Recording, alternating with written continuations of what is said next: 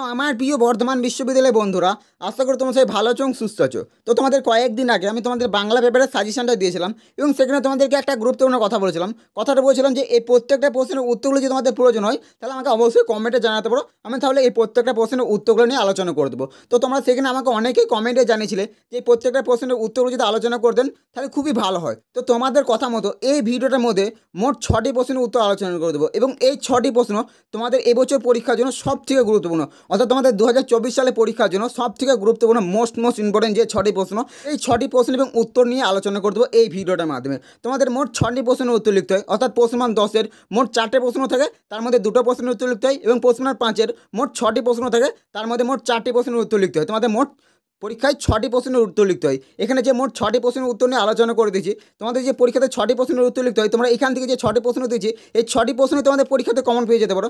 নাহলে তোমরা এখান থেকে 2টো থেকে 3টে প্রশ্ন 100% কমন পেয়ে যাবে। কাজে তোমরা এই 6টি প্রশ্ন যে দিয়েছি এই 6টি প্রশ্নের উত্তর অবশ্যই ভালো করে প্রস্তুত করবে, তাহলে তোমাদের পরীক্ষাতে সাপ্লি পাওয়া তো দূরের কথা, তোমরা এই 6টি প্রশ্ন যদি ভালো করে প্রস্তুত করো তোমরা অবশ্যই পরীক্ষাতে একটা ভালো নাম্বার পেয়ে যাবে। তোমরা যদি এই 6টা প্রশ্নের উত্তর ভালোভাবে প্রস্তুত করো এখান থেকে তোমাদের কিন্তু অনেক শর্ট প্রশ্ন কভার হয়ে যাবে। কাজে তোমরা এই প্রত্যেকটা প্রশ্নের উত্তরগুলো অবশ্যই ভালো করে প্রস্তুত করবে। এবং তোমরা যারা এখন পর্যন্ত বাংলা পেপারে কোনো কিছু উত্তর প্রস্তুত করতে পারোনি, তো তোমাদের উদ্দেশ্যে বলে যে তোমরা যদি বাংলা পেপারের সমস্ত প্রশ্নের উত্তরের পিডিএফগুলো সংগ্রহ করতে চাও, অর্থাৎ প্রশ্নমান 10, প্রশ্নমান 5 এবং প্রশ্নমান 2, অর্থাৎ তোমাদের যে শর্ট প্রশ্ন করতে হয় এই প্রত্যেকটা প্রশ্নের উত্তরের পিডিএফগুলো যদি সংগ্রহ করতে চাও, অতি অবশ্যই নিচে দেখা একটা হোয়াটসঅ্যাপ নাম্বার দিয়েছি, এই হোয়াটসঅ্যাপ নাম্বারে যোগাযোগ করে নিতে পারো।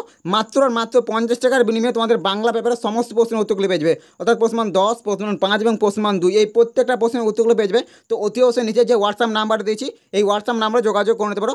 মাত্র 50 টাকার বিনিময়ে তোমাদের বাংলা পেপারের সমস্ত প্রশ্নের উত্তরগুলো পেয়ে যাবে। এবং এই 6টি প্রশ্নের উত্তর তোমরা অবশ্যই ভালো করে প্রস্তুত করবে, কারণ এই 6টি প্রশ্ন তোমাদের 2024 সালে পরীক্ষার জন্য সব থেকে গুরুত্বপূর্ণ।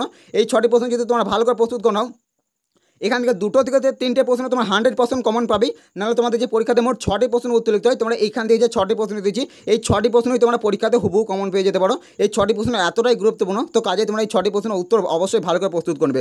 তো দেখো তোমাদের 4th সেমিস্টার জেনারেল বাংলা 2024 ভাষাতত্ত্ব তোমাদের পেপার কোড রয়েছে CC1D বা 2D GU4। এই তোমাদের যাই পেপার কোড থাকুক তোমাদের উভয়ের জন্য কিন্তু এই সাজেশনটা এবং তোমাদের 2024 সালে পরীক্ষার জন্য যে 6টি প্রশ্ন সব থেকে গুরুত্বপূর্ণ। তো চলো এবারে দেখে নেওয়া যায়। এবং তোমরা যারা এখনও পর্যন্ত চ্যানেলটা সাবস্ক্রাইব করনি অতি অবশ্যই চ্যানেলটা সাবস্ক্রাইব করে নিতে পারো, কারণ এই চ্যানেলটাতে বর্ধমান বিশ্ববিদ্যালয়ের বিভিন্ন previous year question paper suggestion এবং উত্তরগুলো নিয়ে আলোচনা করে থাকি। তো তোমরা যারা এখনও পর্যন্ত চ্যানেলটা সাবস্ক্রাইব করনি অতি অবশ্যই চ্যানেলটা সাবস্ক্রাইব করে নিতে পারো এবং ভিডিওর যদি তোমার কোনো উপকার এসেছে অবশ্যই একটা লাইক দিতে ভুলবে না। তো চলো দেখে নেওয়া যায় কোন 6টি প্রশ্ন তোমাদেরকে এই বছর পরীক্ষার জন্য সব থেকে ভালোভাবে প্রস্তুত করে যেতে হবে। চলো দেখে নাও।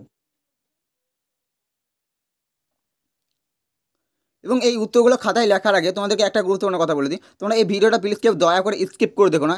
স্কিপ করে দিলে তোমরা হয়তো কিছুই বুঝতে পারো না, হয়তো জানা প্রশ্নের উত্তরও তোমরা ছেড়ে দিয়ে চলে আসবে। এবং এখান থেকে তোমাদের শর্ট প্রশ্ন কীভাবে আসতে পারে সেটাও তোমাদেরকে বলে দেবো। কাজে তোমরা ভিডিওটা প্রথম থেকে শেষ অবধি ভালো করে শোনো এবং তোমাদের এখান থেকে শর্ট প্রশ্নগুলো কীভাবে আসতে পারে সেটাও তোমাদেরকে বলে দেবো। এবং এই প্রশ্নগুলো আরও অন্যান্য কীভাবে আসতে পারে তোমাদের পরীক্ষায় দিতে পারে সেটাও তোমাদেরকে বলে দেবো। কাজে তোমরা ভিডিওটা প্রথম থেকে শেষ অবধি ভালো করে শোনো, ভিডিওটা ভুলেও স্কিপ করে শোনো না। স্কিপ করে দেখলে তোমাদের হয়তো জানা প্রশ্নের উত্তরও ছেড়ে দিয়ে চলে আসবে। তো চলো 1 নম্বর প্রশ্ন হচ্ছে আদি মধ্য বাংলা ভাষার ভাষাতাত্ত্বিক বৈশিষ্ট্য লেখো। অর্থাৎ আদি মধ্য বাংলা ভাষার ভাষাতাত্ত্বিক বৈশিষ্ট্য মানে তোমাদের এখানে ধ্বনিতাত্ত্বিক বৈশিষ্ট্য লিখতে হবে এবং রূপতাত্ত্বিক বৈশিষ্ট্য লিখতে হবে। এক্ষেত্রে তোমাদের একটা গুরুত্বপূর্ণ কথা বলে দিই, এই প্রশ্নটা এরকমভাবেই দিয়ে দিতে পারে যে আদি মধ্য বাংলা ভাষার ধ্বনিতাত্ত্বিক এবং রূপতাত্ত্বিক বৈশিষ্ট্য, বা প্রশ্নটা প্রশ্নমান 5-এ যদি দেয় তো এরকমভাবে দিতে পারে যে আদি মধ্য বাংলা ভাষার 5টি ধ্বনিতাত্ত্বিক বৈশিষ্ট্য বা আদি মধ্য বাংলা ভাষার 5টি রূপতাত্ত্বিক বৈশিষ্ট্য। এই ক্ষেত্রে তোমাদের একটা গুরুত্বপূর্ণ কথা বলে দিই, এখান থেকে যদি শর্ট প্রশ্ন দেয় তোমাদের এখান থেকে শর্ট প্রশ্ন কীভাবে দিতে পারে সেটা তোমাদেরকে একটু বলে দিচ্ছি, ভালো করে শুনালাম। যে এখান থেকে দিয়ে দিচ্ছে আদি মধ্য বাংলা ভাষার 2টি ধ্বনিতাত্ত্বিক বৈশিষ্ট্য বা আদি মধ্য বাংলা ভাষার 2টি রূপতাত্ত্বিক বৈশিষ্ট্য, এইভাবে তোমাদের কিন্তু শর্ট প্রশ্ন ফেলে দিতে পারে। কাজে তোমরা ভিডিওটা প্রথম থেকে শেষ অবধি ভালো করে শোনো, তোমাদের এই প্রশ্নগুলো থেকে কী কী শর্ট প্রশ্ন আসতে পারে সেটাও তোমাদেরকে বলে দেবো। কাজে তোমরা ভিডিওটা প্রথম থেকে শেষ অবধি ভালো করে শোনো এবং রূপতাত্ত্বিক বৈশিষ্ট্যগুলো দেখে নাও। এই উত্তরগুলো অবশ্যই ভালো করে প্রস্তুত করবেন, কারণ এই প্রশ্নটা প্রশ্নমান 5 এবং প্রশ্নমান 10 উভয়ের জন্য খুবই গুরুত্বপূর্ণ। এবং 2 নম্বর প্রশ্ন দেখে নাও, প্রশ্নমান 10-এর জন্য সবথেকে গুরুত্বপূর্ণ একটা প্রশ্ন, রাঢ়ী উপভাষার এলাকা ও সাধারণ বৈশিষ্ট্য। অর্থাৎ রাঢ়ী উপভাষা কোন কোন এলাকায় প্রচলিত এবং তার সাধারণ বৈশিষ্ট্য, অর্থাৎ ধ্বনিতাত্ত্বিক এবং রূপতাত্ত্বিক বৈশিষ্ট্য লিখতে হবে। এবং রাঢ়ী এখান থেকে যে শর্ট প্রশ্ন ফেলে দেবে যে রাঢ়ী উপভাষার এলাকা অর্থাৎ রাঢ়ী ভাষা কোন কোন অঞ্চলে প্রচলিত সেটা তোমাদেরকে প্রশ্নমান দিয়ে ফেলে দিতে পারে। এবং রাঢ়ী ভাষায় যে 2টি ধ্বনিতাত্ত্বিক বৈশিষ্ট্য লিখতে বলে দেয় এবং বা তোমাদের দিতে পারে 2টি রূপতাত্ত্বিক বৈশিষ্ট্য। এইভাবে তোমাদের কিন্তু শর্ট প্রশ্নগুলো ফেলে দেবে। তোমরা অতি অবশ্যই এই প্রশ্নগুলো ভালো করে প্রস্তুত করবে। প্রশ্নমান 5 প্রশ্নমান 10 উভয়ের জন্য খুবই গুরুত্বপূর্ণ এবং এখান থেকে যে শর্ট প্রশ্নগুলো আসতে পারে সেটাও তোমাকে বলে দিলাম।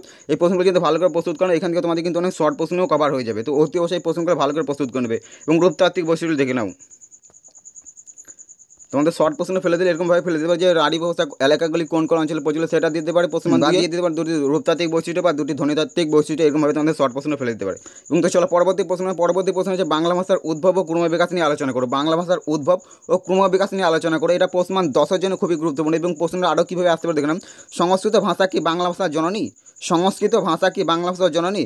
ভাষাতাত্ত্বিক দৃষ্টিভঙ্গি থেকে এই মতের সত্যতা বিচার করো। এই প্রশ্নটা প্রশ্ন 10-এর জন্য এই বছর পরীক্ষার জন্য খুবই একটা গুরুত্বপূর্ণ প্রশ্ন। এই প্রশ্নের উত্তর অবশ্যই ভালো করে প্রস্তুত করবে প্রশ্ন 10-এর জন্য। চলো উত্তরটা দেখে নাও। এই উত্তরটা তোমরা অবশ্যই ভালো করে খাতায় লিখে নেবে। প্রশ্ন 10-এর জন্য এই প্রশ্নটা মোস্ট ইম্পর্টেন্ট একটা প্রশ্ন। এই প্রশ্নের উত্তর অবশ্যই ভালো করে প্রস্তুত করে নেবে। এবং তোমাদের আরও কোন কোন পেপারে এরকম প্রশ্নের উত্তর প্রয়োজন আমাকে অবশ্যই কমেন্টে জানাতে পারো। সেই সমস্ত সাবজেক্টেরও উত্তরগুলো খুব শীঘ্রই নিয়ে চলে আসবো।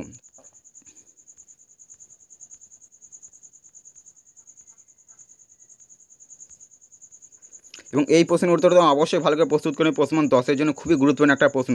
এবং চলো এবার পরবর্তী প্রশ্ন দেখলাম বরেন্দ্রী উপভাষার এলাকা ও ভাষাতাত্ত্বিক বৈশিষ্ট্য। বরেন্দ্রী উপভাষার এলাকা ও ভাষাতাত্ত্বিক বৈশিষ্ট্য এক্ষেত্রে তোমাদের শর্ট প্রশ্ন কীভাবে আসতে পারে সেটাও তোমাদেরকে বলতে একই প্যাটার্ন, যে বরেন্দ্রী ভাষার এলাকাগুলো দিয়ে দিতে পারে যে শর্ট প্রশ্নে কোন কোন এলাকায় প্রচলিত এবং বরেন্দ্রী ভাষার দুটি ধ্বনিতাত্ত্বিক বৈশিষ্ট্য এবং বরেন্দ্রী ভাষার দুটি রূপতাত্ত্বিক বৈশিষ্ট্য। এইভাবে তোমাদের শর্ট প্রশ্ন ফেলে দিতে পারে। তোমরা যদি প্রশ্ন 5 প্রশ্ন 10-এর জন্য প্রস্তুত করো, এখান থেকে তোমাদের প্রশ্ন 2-এর যেভাবে প্রশ্ন আসবে সেটাও তোমাদের কভার হয়ে যাবে। তো তোমার অতি অবশ্যই প্রশ্নটা ভালো করে প্রস্তুত করবে। এই প্রশ্নটা খুবই একটা গুরুত্বপূর্ণ প্রশ্ন 5 এবং প্রশ্ন 10 উভয়ের জন্যই। তো চলো এবার ধ্বনিতাত্ত্বিক বৈশিষ্ট্য দেখে নাও। এবং তোমাদের যেটা শর্ট 5 নম্বরে ফেলে দিতে পারে। এবং তোমাদের প্রশ্ন 5 এরকম দিতে পারে যে বরেন্দ্রী ভাষা কোন এলাকায় প্রচলিত এবং এলাকাগুলির নাম লেখো এবং এর 5টি ধ্বনিতাত্ত্বিক বৈশিষ্ট্য বা 5টি রূপতাত্ত্বিক বৈশিষ্ট্য। এক্ষেত্রে তোমরা যদি প্রশ্ন 10-এ প্রস্তুত করো সেটা প্রশ্ন 5-এ দিলে তোমরা সবাই পেরিয়ে যাবে। তো তোমরা অতি অবশ্যই এগুলো প্রশ্ন 10-এর জন্য প্রস্তুত করে যাবে। ধ্বনিতাত্ত্বিক এবং রূপতাত্ত্বিক বৈশিষ্ট্য অবশ্যই ভালো করে প্রস্তুত করে যাবে, তাহলে তোমাদের এটা 5-এ দিলেও তোমাদের কভার হয়ে যাবে। তো এই প্রশ্নের উত্তরটা খুবই ভালো গুরুত্বপূর্ণ একটা প্রশ্ন, অবশ্যই ভালো করে প্রস্তুত করবে। এবং তো চলো পরবর্তী প্রশ্নে দেখলাম। পরবর্তী প্রশ্ন হচ্ছে ঝাড়খণ্ডী উপভাষার এলাকা ও বৈশিষ্ট্য। ঝাড়খণ্ডী ভাষা কোন কোন এলাকায় প্রচলিত এবং তার বৈশিষ্ট্য একই ধ্বনিতাত্ত্বিক এবং রূপতাত্ত্বিক বৈশিষ্ট্য এবং এলাকা এবং তোমাদের দুটি ধ্বনিতাত্ত্বিক এবং দুটি রূপতাত্ত্বিক বৈশিষ্ট্য এইগুলো তোমাদের শর্ট প্রশ্নরূপে ফেলে দিতে পারে। এইভাবেই তোমাদের শর্ট প্রশ্নগুলো আসবে। তোমরা এখান থেকে যে শর্ট প্রশ্নগুলো আসবে সেগুলো তোমাদের কভার হয়ে যাবে প্রশ্ন 5 এবং প্রশ্ন 10 যদি প্রস্তুত করো।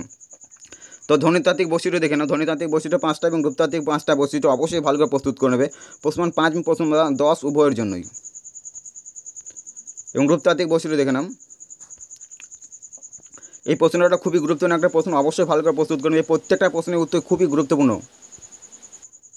এবং তোমাদের আরও কোন কোন সাবজেক্টে এরকম উত্তর প্রয়োজন আমাকে অবশ্যই কমেন্টে জানাতে হবে। খুব শীঘ্রই তোমাদের জন্য উত্তর নিয়ে চলে আসবো। এবং তোমাদের এই পেপারে আমি অলরেডি শর্ট প্রশ্ন নিয়ে আলোচনা করে দিয়েছি। তোমরা যারা এখন পর্যন্ত উত্তরটা দেখোনি, ওই ভিডিওটা দেখোনি, অতি অবশ্যই এই ভিডিওটা শেষে দিয়ে দেবো। তোমরা অতি অবশ্যই দেখে নেবে। তোমাদের শর্ট প্রশ্নের সাজেশনটা দিয়েছি। এবং শেষ গুরুত্বপূর্ণ প্রশ্ন বাংলা শব্দভাণ্ডারের মৌলিক শব্দ বা নিজস্ব শব্দের বিভিন্ন বিভাগগুলির পরিচয় দিয়ে বিস্তৃত আলোচনা করো। বাংলা শব্দভাণ্ডারের মৌলিক শব্দ ও নিজস্ব শব্দের যে বিভিন্ন বিভাগগুলি আছে সেগুলোর বিস্তারিত আলোচনা করতে মৌলিক শব্দ নিয়ে। এই প্রশ্নটা প্রশ্ন 10 প্রশ্ন 5 উভয়ের জন্য খুবই গুরুত্বপূর্ণ। এক্ষেত্রে তোমাদের যে শর্ট প্রশ্ন ফেলে দিতে পারে যে মৌলিক ভাষা কাকে বলে, মৌলিক ভাষা কয় প্রকার ও কী কী।